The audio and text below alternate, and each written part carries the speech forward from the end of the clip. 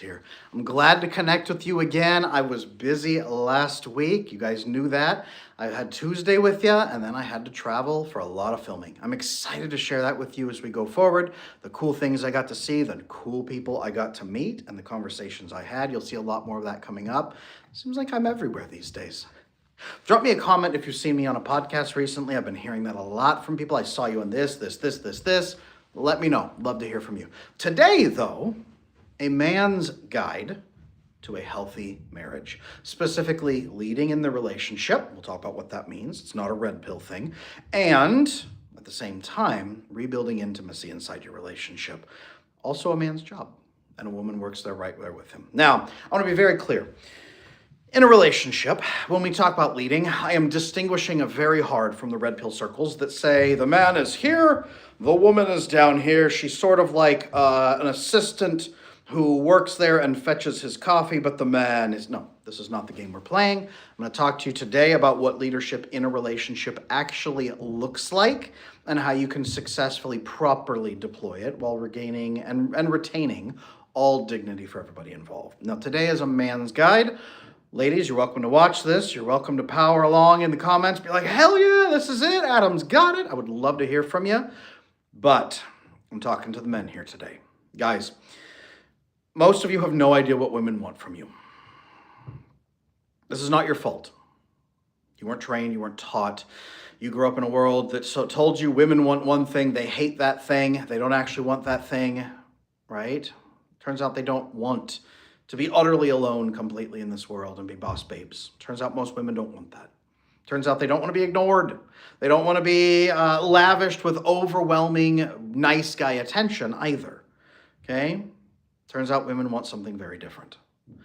This is not your fault for not knowing, but it is your responsibility if you want to be married. If you want to build a loving, intimate, romantic relationship, you do need to learn. And there are a number of good ways to learn. I can teach you. Okay? Women don't want to be ignored, but they also don't want to be flooded with anxious men who are constantly trying to approval seek toward them. It turns out women don't want an endless frenzy of nothing but poetry, chocolates, and promises you don't intend to keep. They also don't want you dancing for their approval and attention 24/7. Turns out what women want, actually, at the end of the day, is a man who has emotional discipline, not zero emotions, but emotional discipline over himself. A man who can receive the emotions of others and care for them and help them even sort through their problems, maybe co-regulate their nervous systems with them. They want a man who provides safety in times of uncertainty. They want a man who steps up and takes action. Now, we call it taking charge, but that doesn't mean shoving other people aside and dehumanizing them. That means stepping up and lovingly, kindly assisting people in their relationships and their challenges and their frustrations, providing physical safety at times, right? There's a number of things here that a man must provide. 4 key levels of safety, in fact. Now, all of those 4 key levels of safety, of providing those, is what we call leadership. It's not dehumanizing for a very good CEO to found a company, build jobs for others, work with them, practice servant leadership, be an effective, compassionate, yet strong, emotionally aware leader, and then work effectively with a co-founder and co-executive to grow that company. We don't look at the CEO and say, what a monster. And we don't look at the COO, Chief Operations Officer, and say, oh, they're such a dehumanized victim, the other co-founder in the company, okay? This is the structure we talk about in an actual, healthy, fulfilling, securely attached marriage. This is what I teach inside my marriage course, the CEO, COO model. Today, we're going to talk about what it means for a man to be an effective CEO leader in a marriage and how that does not dehumanize, must not dehumanize or degrade a woman and make her his assistant who fetches his coffee. That is not the game here, okay? That is not a real marriage. That is not a healthy relationship. That is not at all what we're building. I want to be very abundantly clear. In fact, in many cases, the woman is practicing leadership herself. Roles are divided in a company not based on value, but based on specialization. So when we talk about leadership, it does not mean a woman's incapable. When we talk about a man taking on the CEO role, it does not mean a woman can't. It does not mean that a woman is incompetent or helpless, flailing around crying without him. What it means is that women are very specialized into certain areas and can be versatile if they need to. A woman can step into the masculine. Ladies out there, do any of you enjoy being endlessly in your masculine? Let me know. Give me a yes in chat right now. Yes, I love being endlessly in my masculine 24/7, especially with my partner. If you don't, please drop me a no. Drop me a no in chat, ladies. If you enjoy being with your partner, being in the masculine, constantly, endlessly, never able to get out of it, nobody stepping forward and taking ownership of problems, you are always in the masculine. Yeah, no, absolutely no. No. It's stressful. See, there we go. There's balance for a reason. The goal here is not to make a woman be completely subservient, never allowed to step forward and have her say. That is also not the process. The process is for the man to be fully in his masculine as a healthy servant leader, the way a CEO should, with a trust-based system, so that the woman can, in the relationship, step fully into her feminine self, where her nervous system is calmest and most regulated, her immune system improves, her sleep improves, pain improves, her fertility improves, hormones improve, everything improves. And then if she chooses to, I work with plenty of female CEOs, she can choose to deploy masculine energy at work in her career, but come home and immerse into his masculine so that she can enter her feminine and refresh. This is the correct process. I work with couples who do this.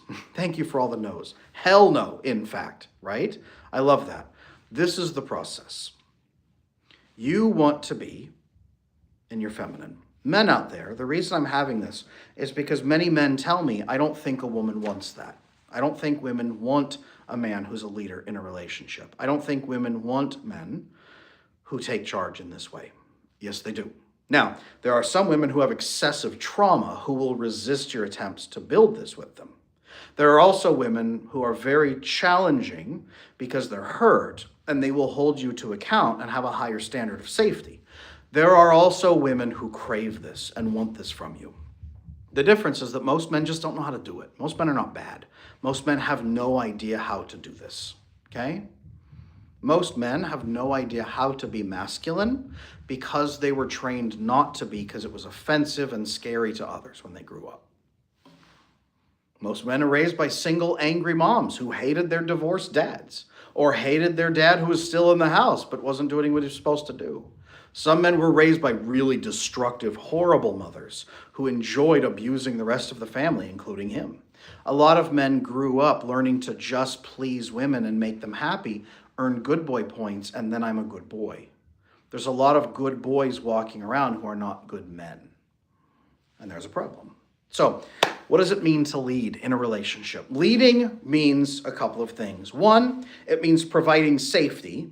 And two, it means creating situations where other people can be fully optimized into their best self. This is the essence of leadership. And by the way, third target, achieving a targeted goal that you have, that you pass along to the rest of the group you're leading. Okay? You provide safety, you allow others to optimize into the fullness of their best self, and you do all of that toward a larger goal. That's leadership. This is leadership. Now, leadership requires you to have a larger goal. The first target most men are missing is that their goal is survive. I want a girlfriend. Why? So I won't be lonely. It's not much of a mission. She is now your mission. Most women are not happy being a mission because it's a lot of pressure and it means you're not leading her anywhere. Leaders are taking you somewhere. I say this a lot. Women don't commit to men. I hate to say it. Women don't commit to men. Women commit to vision, and then to achieve that vision with you, dedicate themselves to a man. Committing and dedicating are different things. I am committed to the vision he provides and creates. I am therefore dedicating myself to serving him as he serves me, building toward that goal together. Make sense? This is the problem. This is the challenge. So, what we need to do is provide a larger vision. Men, you must be building a vision. You must be having something you're achieving. You must be having something you're doing. Okay? If you don't know what your larger goal is, there's a place you have to start. You have to begin by starting with your vision. As you grow this, you will begin filtering some women in and other women out. Build a co-founding relationship then together, where the two of you are working together as a team. You might want to study the principles of servant leadership. It's one of the most effective leadership styles there is. Did you know Harvard Business released a study that said trust-based leadership teams create a 40% productivity increase? 40% productivity increase for trust-based leadership. Harvard Business, okay? That's the piece that we need to be aware of. Harvard Business, they're saying this. The business world knows this. They're beginning to try to deploy it. They're trying to study it and understand what to do. Really, we know what to do. You build secure connection. You build loving intimacy. Secure attachment is useful for this. This is why I teach secure attachment. You have to be building this connection. Men, if you're not going to be able to provide the 4 levels of safety that are mandatory. 4 levels of safety are thus, and they'll sound strange, let me explain. First, physical safety. First is physical safety. We go back to hunter-gatherers with our brains. A tiger could jump out of the forest and eat you, right? Rival tribes could come attack. Bandits could invade in the night. You need to be able to physically defend. You need to have the ability to defend. Guys, you don't have to be ridiculously jacked, but you have to have something. Did you know that women look at men's chests more than men look at women's chests, interestingly? The research shows that men look at various parts of a woman's body when they check them out, but women, zoop, chest, physical. Could he punch a tiger in the face so that I can get away? That's the piece. That's the connection issue. So there you go. Physical safety. Again, guys, it's as simple as when you walk on the street together, do you walk on the side with the cars and put her on the inside so she feels physically safe? Do you walk ahead of her in dangerous circumstances and keep your eyes up? Are you scanning? When something goes bump in the night, do you hide under the blanket and send her to investigate, or do you get up and go patrol the house, right? Do you keep the doors locked? Are you taking care of things, right? Physical safety. Pretty simple, but it's something you could be working on. Okay? You guys need to be doing that. Physical safety is the important piece. Number 2, resource safety. Now, this does not mean do I pay all your bills, okay? It doesn't even have to be making more money than the woman. I work with plenty of clients where the woman makes more money. Resource safety means if there's a resource I'm in need of, something goes bad, does the man step up to take care of it? Does he step forward to get my car taken care of if I don't know what to do? Does he step in and solve problems? Does he have networks and people he can pull in with skills? Does he know guys? I know a guy kind of thing. Does he have that? If the economy went down in the flames and there was no way to get our food, protect ourselves, would he step forward, right? Does the man step forward? Resource safety. Level 2. Okay, most men are providing these if they're avoidantly attached, and they stop here and say, don't you see that I'm keeping you safe, right? Most men don't know there is a level 3 or 4. Level 3 safety, emotional safety. Is she safe from your emotions going out of control? Do you pretend you don't have them until they explode? Do you collapse into them constantly and not do anything about it? Are you emotionally unstable? Or do you have your emotions in check? You feel them, you process them, you get through them, right? Do you discipline your emotions so that she can trust you not to rupture? And can you manage her emotions? Not her disrespect. That's not appropriate for her to come at you and disrespect you like that. But do you contain her emotions when she comes to you? Do you co-regulate with her, talk with her, let her process? Do you talk and listen? Do you take that advice and counsel? Are you listening in those areas? Can she have emotions in your presence respectfully, but can she do it? Is she safe to have emotions and needs? And is she safe from you rupturing because of your emotions being out of control? That's number 3, emotional safety. Number 4, bonding safety. Are you actually adequately bonded to her as a human being? Do you show signs of being intimate, warmly connected to her? Does she matter to you? Does she provide that love and advice and kindness into your life? Is she more than just a warm body? Is she irreplaceable to you because of her character? Level 4, bonding safety. Now, it turns out if a man's providing these 4 levels of safety, it is mandatory that a woman provide the 4 levels of peace in return. We'll talk about that another day, but this is what a man must be providing. And this is leadership, 4 levels of safety. 4 levels of safety are mandatory in a relationship. Okay, the masculine figure in the relationship who is fulfilling the masculine role, which must be fulfilled, someone has to do it, you must provide these 4 levels of safety. This is being the CEO. Now, in my marriage course, I talk about this and how to be the CEO, how to make decisions with that process, how to do that servant leadership mentality, right? I talk about that in there through a secure, attached lens. This only works with secure attachment where the trust is there on both sides.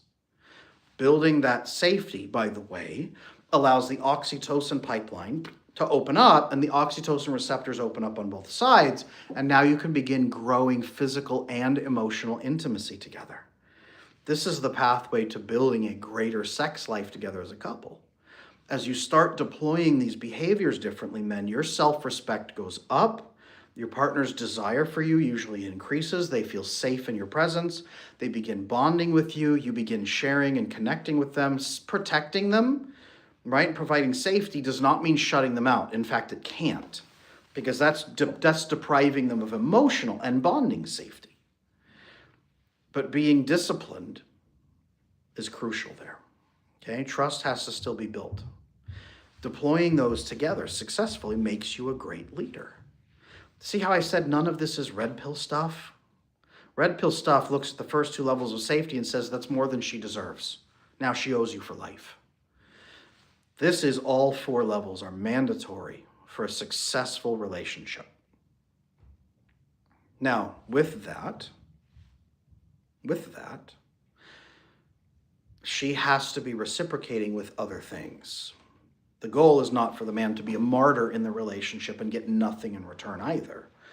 You don't become CEO and then hire someone to just sit in an executive office, collect a salary, and do nothing as your COO. She has roles she has to fulfill. I talk about that extensively inside the marriage course if you guys want to know that. But the man must be providing these 4 levels. And if you're not, you have not stepped into the fullness of your maturity. I work with a lot of men who do this all day long, right? They struggle and they don't know what to do, and they actually loathe themselves because they know they're not reaching that fullness of potential. This is not a video catering to women. This is a video telling men you are unhappy with yourself because you're not doing that. If you saw my most recent video, the number 1 lie that women believe about men is that they think men don't want to take responsibility. In fact, we men are built for responsibility. We crave it. We get depressed if we can't do it and fulfill it. We need responsibility. Now, we need people who let us take on that responsibility, but we also need to know how to step into it ourselves. Men are built for this. We're built for this loving leadership model. And again, co-founders in a system, co-executives. As I say that leadership, I got to be careful because I know a lot of you are coming in from places where the man was like, leadership is me here and you down here. That's not the game. Leadership between CEO and COO is like this. CEO is just technically hired so that he can take the blame for the decisions and be the one that pulls the trigger, and that's it. COO is right there advising, working as a co-executive. It's just slightly offset so that someone at the end of the day has to be the one to say yes or no and then take the blame for it. That's a CEO's job. That's it. That's the role. Our nervous systems are specialized into that. Our brain systems are specialized into that. Okay? That's the problem. Now, what we've got to do is give you some practical steps you guys can start deploying today. Men, if you're out there right now, if you're in a relationship with a woman, there's a couple steps you can take depending on what your relationship is, okay? Depending on what your relationship looks like right now, okay? If it's a hostile relationship, number one, I recommend highly that you take a look at these 4 levels of safety and say, am I failing to provide any of these levels of safety? If it's an abusive relationship, completely different conversation. But if it's one of a lot of hurt, resentment, sadness, disconnection, not abuse, but just really sad disconnection. If you're both emotionally starved, I need you to take a look at those 4 levels and say, am I failing to provide level 3? Am I failing to provide emotional safety? Am I not disciplining my own emotions? Are they running away from me? Or am I squashing and dissociating from them and then rupturing? Or is she afraid? Is she scared all the time? Where am I contributing to it on my side by failing to uphold any of these 4 levels of safety? Do not take responsibility for the other person's side of failing and what they're doing. It's not acceptable, by the way, to abuse a partner ever, and even look at your side. Look where you are not upholding your side of the relationship. That's a big piece, okay? With that,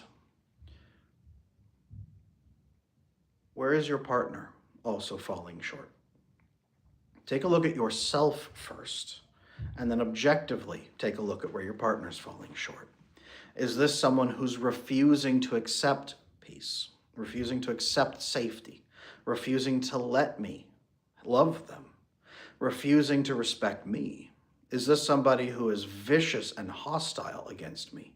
Is this somebody whose expectations for safety are so off the charts from trauma and anger that they are incapable of receiving my levels of safety? Sometimes that happens when a person needs to go do their work. You can't force somebody to heal from their trauma, and you can't make a deeply traumatized, angry person feel safe. Actually, trying will make them feel even more unsafe. It's a strange thing. Am I fulfilling the 4 levels of safety? And is my partner able to receive the 4 levels of safety? That's the first step. Second step is, where do I feel blocked from being the man I want to be? If you can pinpoint where you feel frustrated, it's probably a skill gap, by the way. I don't know how to X. The issue is that you're, like most men, disconnected from other men. You are emotionally and socially isolated from men. Even if you have buddies, you're socially and emotionally isolated from connecting to the male solution network. To be able to connect fully to networks and bond with them and get the solutions that you require. Barbara, can you please repeat the 4? I've mentioned them a couple times. They're actually here. You can replay this, by the way. This is going to go up, Barbara, so you can replay it. I did a deep dive on them a little bit earlier. Just watch it from the beginning again. You'll see them. You'll see them in there, I promise. But guys out there, your biggest asset is other men. Your biggest asset is connecting to them for the solutions they have, the wisdom they have, the experience they have, the data that you need. This is where most men are falling short, is not that you're failing, it's that you don't have the connections you are supposed to have in a good world and didn't grow up with the benefit of. This is where secure attachment is vital, because you have to have a relationship with men who can then advise you. You need a mentor. You need teachers. You need groups of men. Dare I say, tribe. That's what our hunter-gatherer brain is looking for. You need that. It's not optional. You cannot be an effective leader without that, to be honest. You can't. You're going to need it. So, build connection with other men. Step 1, am I failing in my 4 areas? Step 2, where's my partner failing to receive those 4 areas? Step 3, where am I frustrated in my growth as a man? Step 4, what are my relationships like with other men right now, and how can I improve that? Those are your 4 steps right now, 4 questions to ask yourself to begin growing, to begin stepping into the fullness of the masculine leadership you are supposed to be able to do, that you will find joy in, that you will find fulfillment in. If you go watch my video, the number one lie women believe about men, I highly recommend men and women check out that most recent video right now. It's going super hot on the channel. I just dropped it yesterday. It's skyrocketing already, and it should be. Go check in there, go check it out, and watch it. You're about to lose a lot. You're about to learn a lot. Please repeat. The number one video on my channel right now that just went hot, the number one newest one, the number one lie women believe about men. Go check that out. Okay? Go check that out. All of this is recorded. This is all recorded in the live stream section, you guys. You can watch this again and again if you need to. But keep in mind, if you want a larger structure of this, I built it inside the How to Build a Secure Marriage video course. That is up on my website, adamlanesmith.com. The CEO, COO model is in there. There's a whole structure in there besides this. But this is a good place to get you started. These are the 4 questions you should begin asking here today. Okay? Get going on this. Start building this. Become the man you want, grow into that, and you will create a loving, secure marriage. That's the process. And in fact, that's the only way to do it. All right, you guys, I will see you again tomorrow, 11 a.m. U.S. Central Time, same time slot we're in right now. I'll see you tomorrow. Drop questions down below. I welcome those. I love reading them and engaging with you guys. Hit me back. Let me know. We'll talk soon. Bye.